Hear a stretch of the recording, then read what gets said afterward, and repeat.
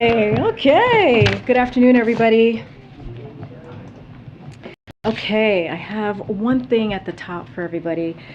So I know a lot of people have been asking about the Summit of Americas, and you probably saw tonight at 6 o'clock there'll be a background call with some of our experts who later today, clearly at 6 o'clock, who will discuss the summit in detail and give you all the information that you wished for. But I wanted to give a quick preview each day of the summit, so you all have it now.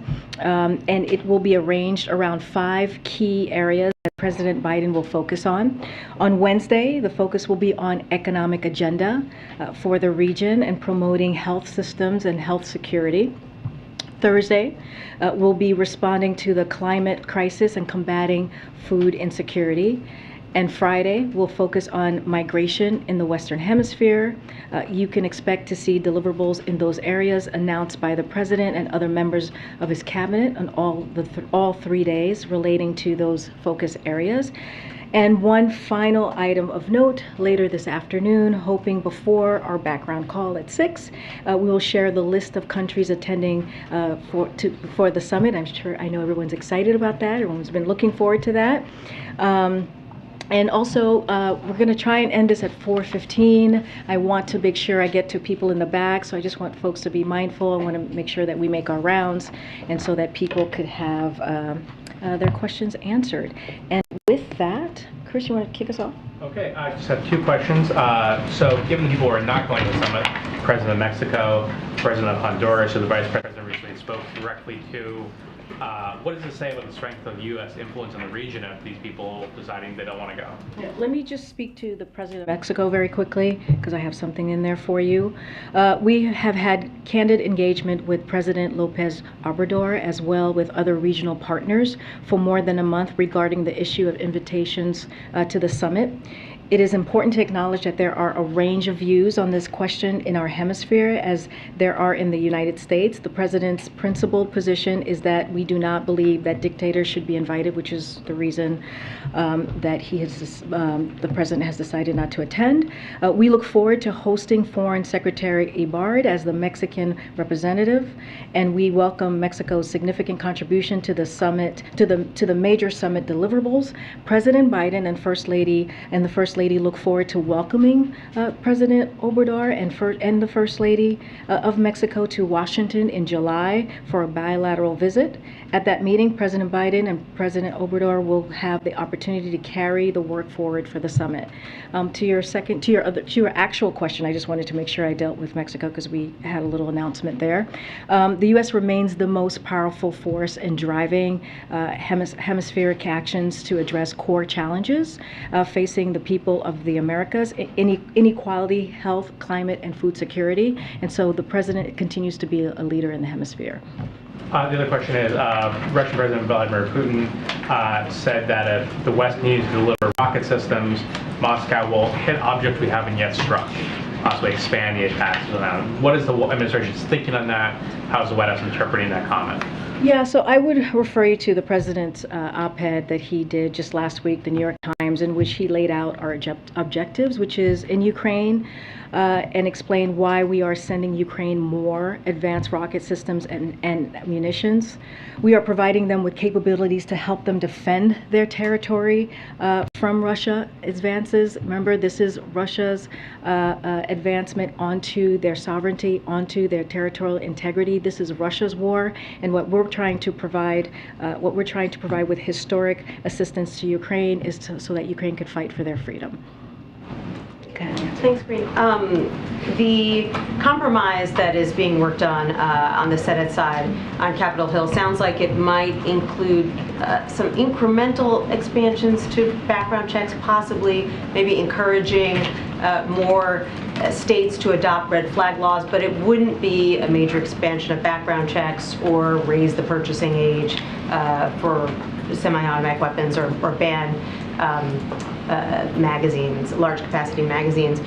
How is the president thinking about a compromise like that? How disappointed would he be if it didn't include many of the things that he just laid out the other night? So let me just say that the president is encouraged by the discussions that are happening currently in the Senate by the bipartisan group that's being led by Senator Murphy and other members, and it shows the urgency of the moment. Look, so we have to remember that while there have been measured victories on gun violence prevention in recent years, there hasn't been a wide-ranging bill passed since 1994. That's almost 3 decades ago. So the president has made it clear that it's time for Congress to act. We've seen the House take some actions last week. They're going to take some more actions this week, and so he can't do it all alone, right? He has taken some action, some executive actions, as we've talked about here, and he believes that Congress should continue to act. And we are going to see how the negotiations go. We're going to give it the space that it needs. And we're not going to speak to what exactly is being discussed, the pieces of legislation, but we are encouraged, and we think these incremental steps, these steps that they're taking, this conversation that they're having is very important for the moment. So does he consider this compromise that is potentially taking shape to be wide-ranging? Well, what he's calling for clearly, and we've heard him talk to this on Thursday when he talked about how it is enough, and how when he went to Texas, Uvalde, the parents that he met with for more than 3 hours asked him to do something, asked for Congress to do something. And this is what we're seeing now. We believe Congress needs to act, and what we're seeing is that they're taking those actions by having this conversation, by having these negotiations to act. And again, we haven't seen these types of steps in a long time, and so the president is encouraged by it. He welcomes it. We have to see what will come out of the negotiations. You said he's giving them space. I mean, he's not in regular communication with either the Democrats or Republicans involved in that I'll say compromise. this. What I can say is that, I'm not going to, as we like to say, we don't read out any private conversations, and I've mentioned this last week, our Office of Leg Affairs, his Office of Leg Affairs have been in constant communications since the Uvalde shootings, more than dozens of conversations with leadership in Congress, with the negotiators, and also with staff. So that has been continuing. So his staff has been very involved in that. One more thing I do want to add. Senator Chris Murphy was on one of the networks here, and he said that he has been in constant communication with us every day during this time of negotiation, and he also said that he believes it's time for the Senate to make a move, and it's time for the Senate to take action. Okay, I'm going to just go around. I'm going to go back a little bit, but go ahead, Mary. Just following up on that, I think trying to get a sense of how the president defines success when it comes to this issue. I mean, you note those pleas to do something. Is doing something, even if it is far short of, obviously, sort of the sweeping legislation that the president's looking for, is that still a success in the president's mind? Well, I think the way that the president, and he has said this, right, which is, yes, he has laid down a sweeping list of actions. He did that very passionately and very effectively on Thursday. And what he is saying, because the parents, what he heard directly from the parents in Uvalde and families, is that they just want to see some action. They want to see that Congress actually can put their politics aside and come in a bipartisan way and deliver something. And when you think about the red flag law, I know Nancy was asking me about that. 72% of Americans want the red flag law, and so that's encouraging. That is important. And if you think about it too, if you look at the shootings in the past, Parkland, if the red flag law was in place back in 2018, that would have prevented, if it was enacted, that would have potentially prevented that tragedy. So, and now Florida has that red flag law, and it has prevented tragedy in the state. So there are things here that are very important. I think that are going to have some impact. Of course, the president's always going to call for more, but we want to see action, and that's what we're hoping to see with the negotiation that's currently happening in the Senate. And on the timing of all this, Leader Schumer wants to give enough time for negotiators to try and find some common ground, but also wants to be able to get, especially Republicans, on the record on where they stand here. How long does the president believe these talks should be able to continue if there isn't, a real formal agreement yet? I mean, look, the president wants action right away, as soon as possible. He doesn't want to, clearly the families don't want to wait, who have lost their loved ones, sadly. But we leave the mechanism to how this process is going to work and move forward to Senator Schumer. I'm gonna go take some in the back here. Oh my gosh. Go ahead, I know you yelled a question at me when I was walking out the other day. Yeah, so on Chinese tariffs, I want to ask about the Commerce Secretary said the president has asked her to look into possibly removing tariffs on some imports coming in. If that happens, have there been conversations with the Chinese about them dropping their tariffs for U.S. products going into China? So I just don't want to get ahead of that. I know when the Secretary was doing Sunday television yesterday, she spoke to this. As she said, the president has asked her and others in the administration to look at this, to look at the Chinese tariffs. I do not want to get ahead of it. She even said the president's going to have to make a decision once it's presented to him. I just don't want to get ahead of any of that at this time. More on the Defense Production Act that was announced today, the president, taking a step back from that, what emergency is the president using to invoke the Defense Production Act? Because historically it's been in the 1950s for the Korean War, and during COVID it was enacted. What emergency is it, or what's the real emergency in the solar industry for the Defense Production Act? So let me, I was going to say first, the president, when he takes the Defense Production Act, it's to make sure that he's delivering for the American people. It is an important tool that he has used a couple of times, and it has been incredibly effective.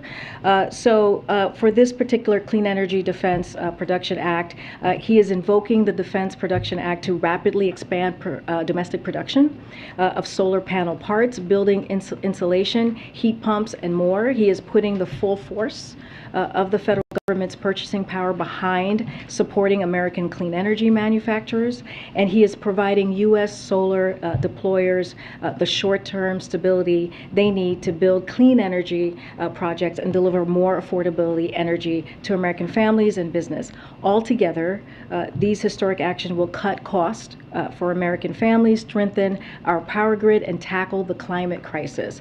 And with a stronger clean energy arsenal, the United States can be an even stronger partner to our allies, especially in the face of Putin's war in Ukraine. What's the emergency in the solar industry? Well, this is just a step to get to a place where we do have a clean energy arsenal. And so this is a very important part of the president's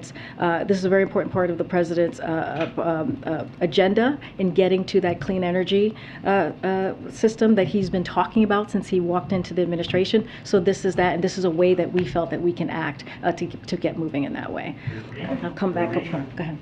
On the Summit of the Americas, with the U.S. not inviting Cuba, Venezuela, and Nicaragua for principal reasons, as it's been described, about democracy, does the president feel in any way embarrassed that a neighbor like Mexico is not coming? Does it rise to that level of awkwardness?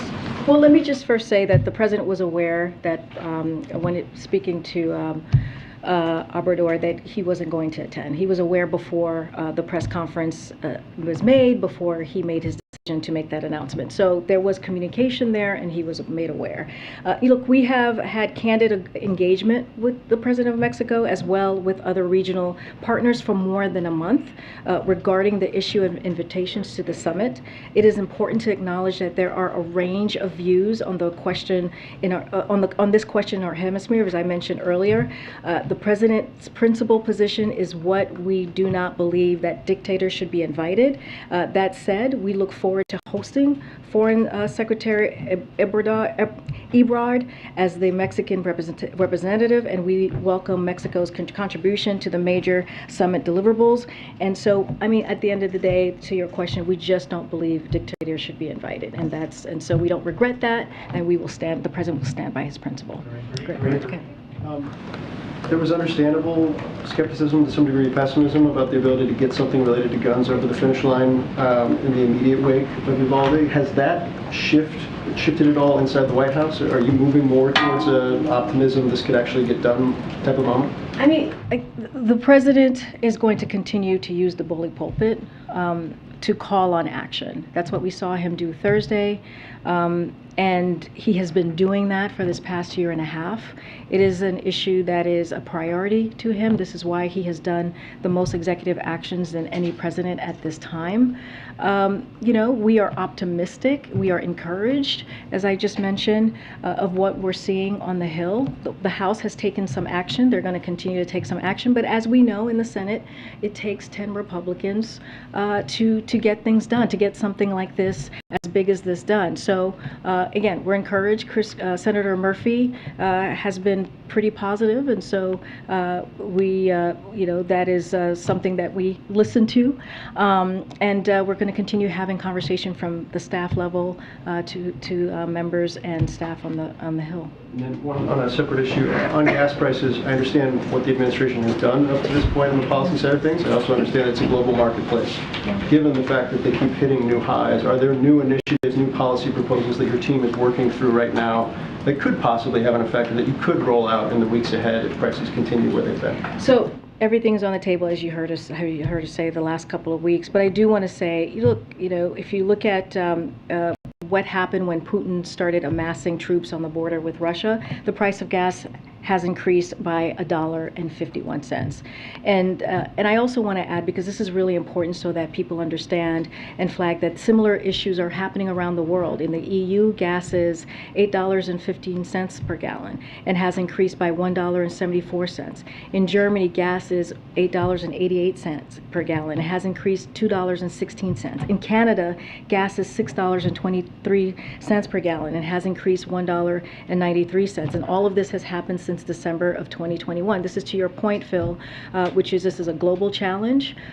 This is something that everyone is feeling across the globe. But we understand that prices, these gas prices, including food prices in particular, those two things, as we look at inflation and trying to make sure that we're fighting inflation in every way that we can, is hurting families. Is hurting families, especially as they sit around their kitchen table. But we're going to continue to do everything that we can. I don't have anything to preview for you, but you know, one thing also I want to say, the rescue plan has really been able to help us put us in an economic place where we're stronger, and we saw that with the jobs numbers on Friday, and that is an important thing to note as well, because when the president walked in, and this is something that we have to really continue to remember, we were in an economic crisis, and the president met that moment by putting forth the American Rescue Plan, by Democrats on the Hill voting for that plan, and really putting us in a place where we look at today in a much stronger economic situation where we can actually deal with inflation head on. We have a lot of work to do, and we understand what the American people is feeling, but we are in a stronger place to take that on. Yeah. Oh my gosh. Okay, let me just go to the back. I'm trying. Go ahead. Yeah, I haven't seen you in here in a while, so. So Washington Post feature over the weekend showed that the U.S. still has 94 contracts with the Saudi military, and that Americans have been helpful in the coalition's offensive operations in Yemen. The admin has said the U.S. support is only defensive. Is the Post report wrong? Wait, say that last part. You kind of went out a little bit. The admin has said the U.S. support is only defensive. Say that whole. Can you just say the whole thing? You said 94%. Sure. So a feature in the Washington Post this weekend showed that the U.S. still has 94 contracts with the Saudi military, and Americans have been helpful in the coalition's offensive operations in Yemen, but the admin has said it's only support is only defensive. So is the Post wrong in that? So let me speak to the Washington Post piece. Is that U.S. diplomacy under our administration has established a ceasefire in Yemen, and the most peaceful period that we have seen in 6 years. So I think the results of our approach speak for themselves, but I can't speak to what has happened earlier prior to this administration, earlier years of the war. And just to your point about aircrafts and what's happening there, and even training pilots, I know that's been part of the the discussion as well. Look, we are committed to helping Saudi Arabia defend its territories. Since last year, Saudi Arabia was attacked by nearly 500 missiles and drones. Most of these threats were defeated by the anti-air systems and Saudi aircraft firing air and air munitions. 70,000 Americans live and work in Saudi Arabia, including in the areas targeted by these missiles and drones. So we're going to continue that support because they need to defend themselves and what they're seeing. Saudi, what evidence can the White House point to that repairing relations with Saudi Arabia will lead to reduced gas prices here in the United States? Well, when it comes to oil or gas prices, that's something that OPEC Plus deals. We do not get involved in any of that. That is not the conversations that we have with Saudi Arabia. And I know OPEC Plus made an announcement last week on Friday, and we welcome that announcement, but that is not part of our agenda when we have a discussion with them. Hold on. Oh my goodness. Go ahead, Jen. Thanks, Karine. Back to the Summit of the Americas, with Mexico and Honduras not coming and El Salvador not being expected. How do you have a high-level or effective immigration discussion with the region with the presidents of Mexico and 2/3 of the Northern Triangle countries boycotting this event? I think we're able to still, have an array of conversations and really focus on our agenda. I do want to list out who is going to be attending. I know we're going to have a list fairly shortly, I hope. We're going to have 68 delegations, including organizations and observers are scheduled to attend. We have at least 23 heads of state, of government, I'm sure I should be careful here, heads of government who will be attending, and more than 10 U.S. cabinet members will attend, reflecting President Biden's whole of government approach.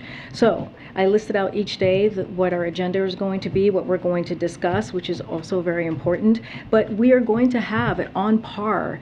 Our attendance is going to be on par of what we've seen in the past, and so that's important to know. Yes, we have these couple of countries who are not going to be attending, but we have to. The president has to stick by his principle. He believes that he needs to stick by his principles and not invite dictators. But we can still have a fulsome conversation. There is a full agenda where he's going to be very busy. I was looking at his calendar. He's going to be very busy those 3 days, and he's looking to having conversations with other heads of states who will be there. One more on the DPA action that you announced today. Invoking the DPA and imposing this 2-year freeze on any new tariffs is a pretty novel way of using these wartime powers to declare the lack of solar goods a national emergency. Should we expect similar actions from this administration when it comes to other clean energy imports or goods that we import that are facing tariffs or could be facing tariffs? Yeah, I don't have anything to preview, anything more coming forward, but I do want to talk about how this is going to work. So the first step is to invoke the Defense Production Act, which is what the president is doing today. This kicks off a process that includes relevant federal agencies and stakeholders to quickly determine most immediate needs and identify the appropriate financial tools and resources to meet those needs.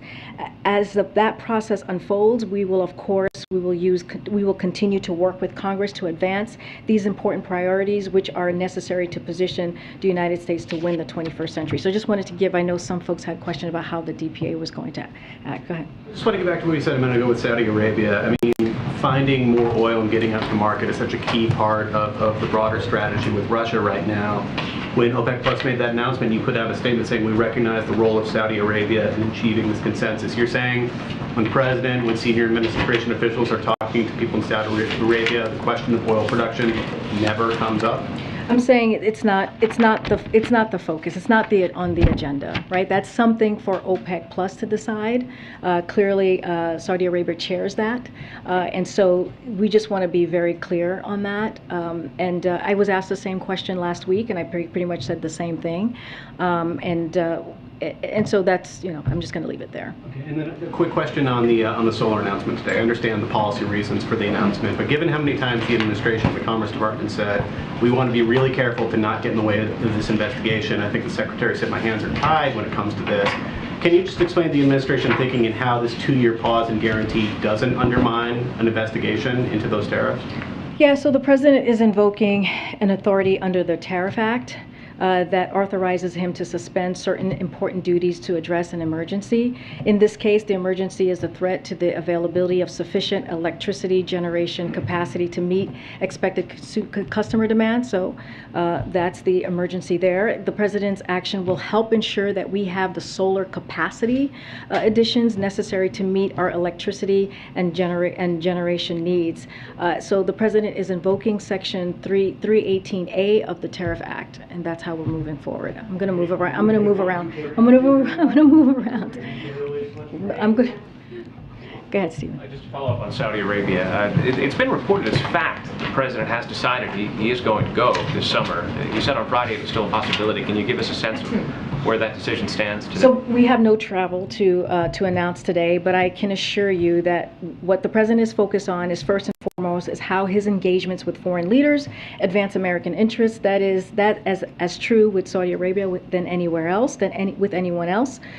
Just as he has engaged recently with leaders of ASEAN and Asia, and this week he's going to do that at the Summit of Americas, the president will look for opportunities to engage with leaders from the Middle East region, and we just don't have anything to announce today. But I do want to be clear here. People have been asking if it was postponed. Look, the president said himself on Friday, I believe, yes, Friday, that there was a visit in the works, but it wasn't moved or postponed. It was that reporting is actually not accurate. We were still having discussions. It was being considered, but it was never locked in. So I just want to be very clear on that. Just to follow up, Congressman Schiff said on Face the Nation yesterday the president should not go to Saudi Arabia and that he would not shake the Crown Prince's hand. He said this is someone who butchered an American resident, cut him up into pieces, and in the most terrible and premeditated way. How does that weigh on the president's thinking about a possible trip? So, as you know, Congressman Adam Schiff is someone that we respect very much, that the president respects very much. As the president said on Friday, he believes it's his job to try to bring peace where he can. This trip to Israel and Saudi Arabia, when it comes, would be in the context of significant deliverables for the American people in the Middle East region. We look forward to consulting closely with members of Congress, but again, I don't have a trip right now to announce. So there's really, I don't want to get ahead of something that we just don't have anything to share. Okay. Go ahead. Back to guns and the Capitol, what's going on there. Senator Toomey said on Face the Nation this weekend that the president has actually not been helpful, that the speech was too left-leaning, and I know I've had sources, and including some Democrats, who also feel like this White House has not really helped talks, whether it be on this or Build Back Better. Can you respond to Senator Toomey's idea that the president has not been helpful, and also what is the president doing to try and build this compromise, or is staying away from the Capitol what he's doing? So we would respectfully disagree with Senator Toomey. We've been in close, regular contact. Dozens of conversations that our Office of Legislative Affairs has had with Senate negotiators, leaders of Congress, since sadly the shooting in Texas in Uvalde. So they've been in constant communication while this has been happening. And we're calling for action that broadly shared by the vast majority of Americans. According to a CBS YouGov poll out this weekend, 81% of Americans want universal background checks.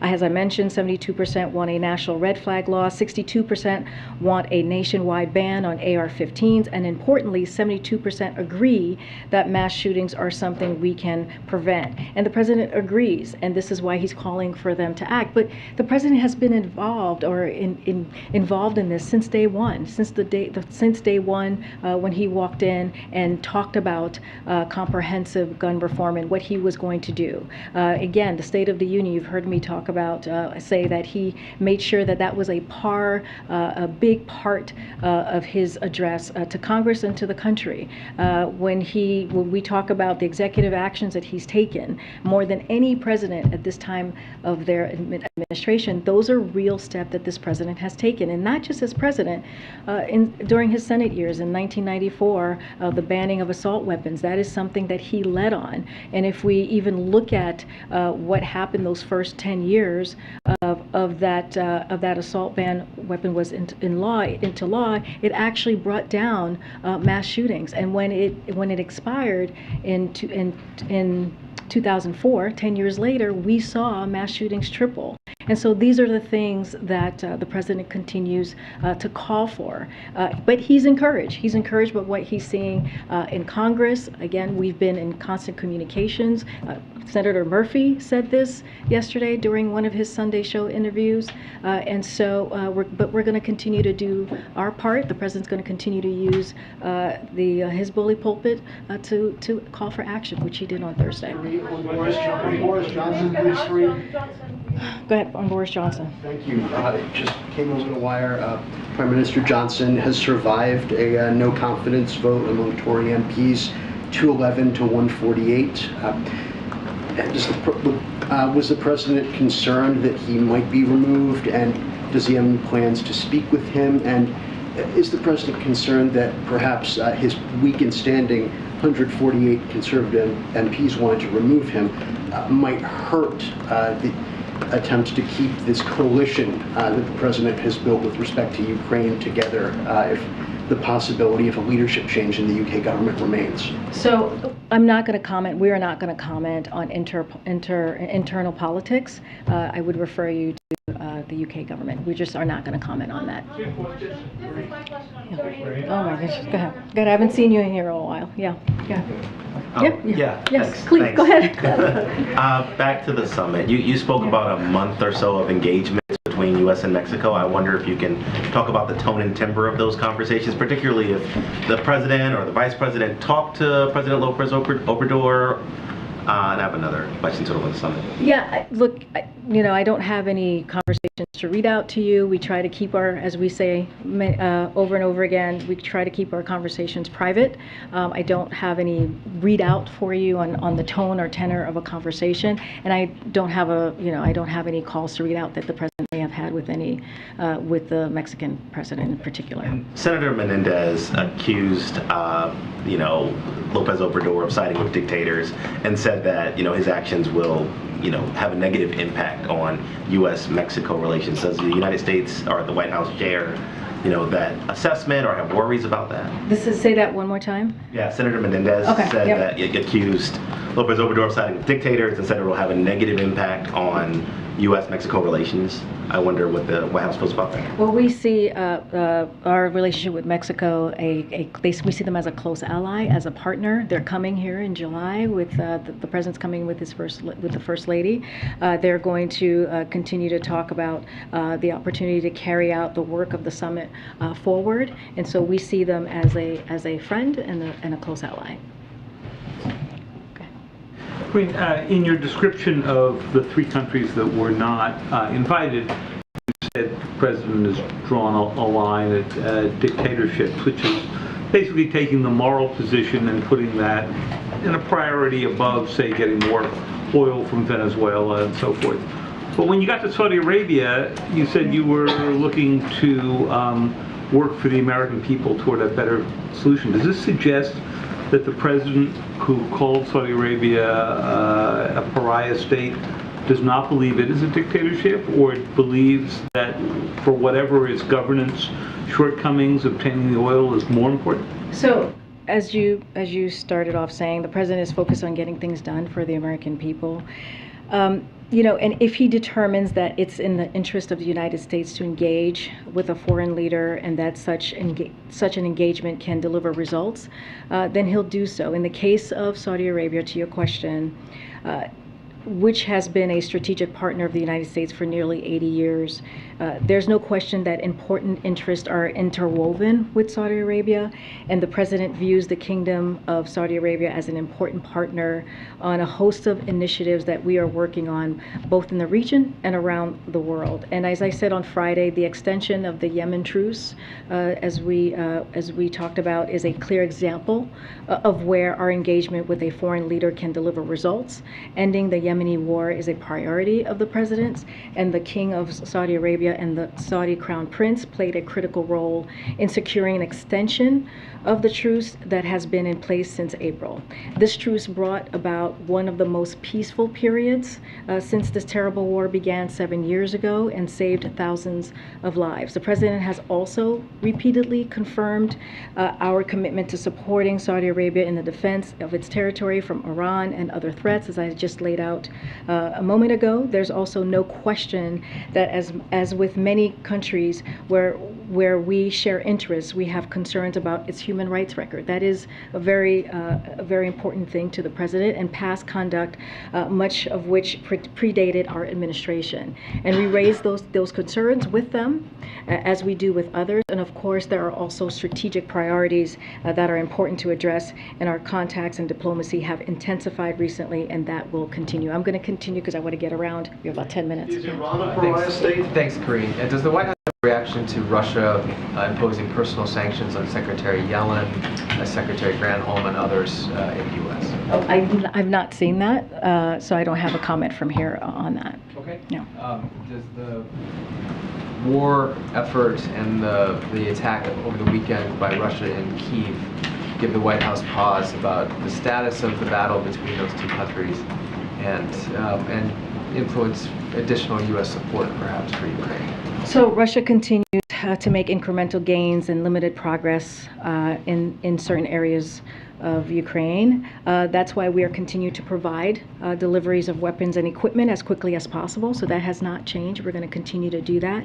And it's why Secretary Austin and Department of Defense have organized meetings with more than 40 countries to facilitate weapons transfers from our allies and partners to help Ukraine defend their democracy. We are committed to make sure that Ukraine is able to fight for their freedom. This is coming from the President's New York Times article last week. Again, this is Russia's aggression on Ukraine's sovereignty, on their territorial integrity. They are fighting for their democracy, and so we are going to do everything that we can to put them in a position of strength so that they can defend themselves. And if there is an opportunity for them to negotiate, they would be able to do that in a position of strength. Okay. Thank you, Karine. On the solar panels, how is this not a gift to Chinese solar manufacturers, many of whom operate with forced labor and are subsidized by the Chinese Communist Party? Today's announcement is about one country and one country alone, and it's about the United States. It's about the reliability of our power grid. It's about reducing costs for American families, and it's about enabling domestic solar manufacturers to move forward with their projects. The actions that we are currently doing is being applauded by members of Congress, by labor, by climate groups, by U.S. CEOs, and domestic solar manufacturers as well. The actions do not apply to any materials imported from China.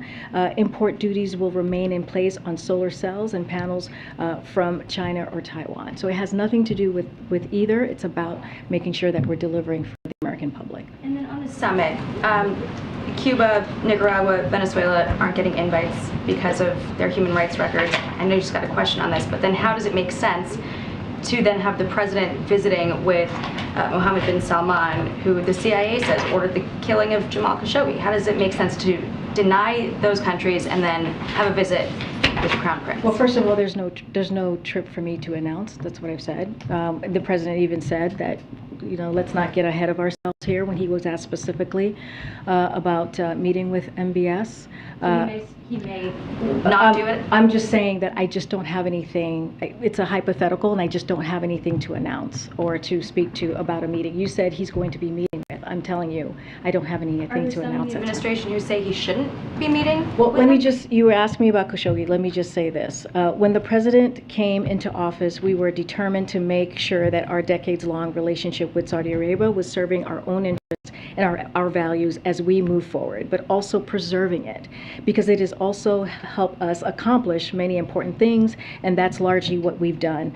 The murder of Jamal Khashoggi was something that we and so many others around the world took very, very seriously. One of the things that we did early on was to release our own report on this murder.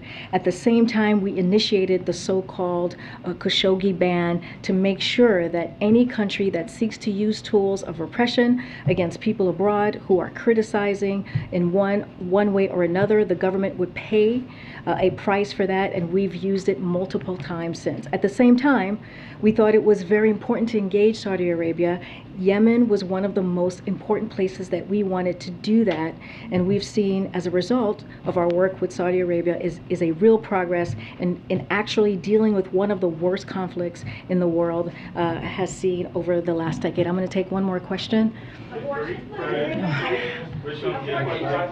gosh, I'm trying to go to somebody I haven't called in on a long time. I haven't seen you in a while. So. Thanks. I want to go back to the solar energy announcement. Yeah. We're seeing big increases in electricity rates in many places around the country for the summer. Regulators are warning about an elevated chance of blackouts this summer, particularly in the western and midwestern states.